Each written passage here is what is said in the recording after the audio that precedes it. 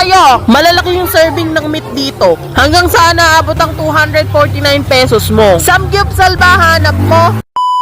May nadaanan nga kaming Samgyupsal restaurant ng kapatid ko. At ito nga pala yung Blackpink 199. Dahil for as low as 199 pesos, pwede ka nang makakain sa kanila. Yun nga lang, hindi siya unlimited side dishes at hindi rin siya unlimited drinks. Pero sa pagkakaalam ko, unlimited pork pa rin naman at rice. Pero mas maganda magtanong na rin kayo para sigurado. Pero nung kumain kami dito, ang in-avail namin is 249 pesos ang isa. Yung unlimited pork and side dishes, kasama na yung iced tea. At eto nga yung ilan sa mga side dishes nila. Minatamis na saging, better with ice. Fish cake. Okay naman yung timpla at hindi naman din overcooked. Yun nga lang ang konti ng serving pero pwede namang mag-refill. Tapos ito namang kimchi, in fairness, ang sarap. Pero honestly, hindi pa ako nakakatikim ng totoong kimchi from Korea. Pero sa totoo lang dito talaga ako nawiwirduhan sa minatamis na kamote. Ang sarap niya. Iba yung lasa niya for me. Pinatikim ko din sa kapatid ko at lasang Milo talaga siya. Tapos ito namang potato marble. Parang nilaga lang siya tapos nilagyan ng sugar. Ganun lang yung lasa niya. Tapos ito naman yung sunod. Isa sa mga nagustuhan ko, toge. Wrapper na lang talaga kulang. Yun nga lang matubig. Pero okay lang din. Parang regular na toge na niluluto natin. Tapos ito naman yung kanilang cucumber. Maganda nga itong kainin kung nasusuya ka na sa karne. Pero best partner siya for me talaga ng pork. At ito naman yung kanilang rice. Hindi siya mainit. Pero okay naman siya. At ito naman yung kanilang lettuce. Medyo nawindang ako kasi pinuputol ata nila. Kasi nung sinerve na sa amin, medyo putol-putol na din. Pero ewan ko lang din. Okay lang din naman sa akin. Wala namang problema yun. And then next, itong kanilang cheese. Lasang cheese powder lang. Pero in fairness, ang sarap ng marinated pork nila dito.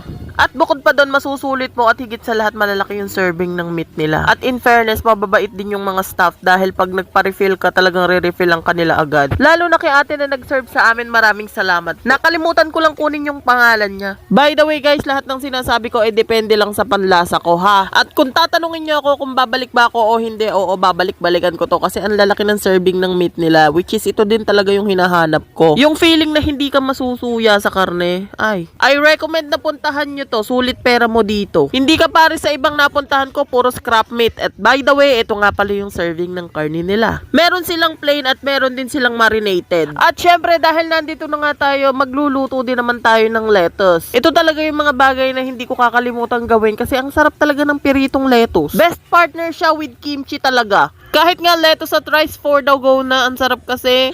Tapos sasamahan mo pa ng pork at kimchi. Oh my gosh. Ito talaga yung bagay na hindi ako magsasawang gawin every time na pupunta ako ng Samgy restaurant. Yung Blackpink 199 nga ay matatagpuan lang dito sa may Molino, sa may likod ng Mang Inasal mismo. At meron na namang isang babaeng sumaya dahil sa pagkain ng Samgy.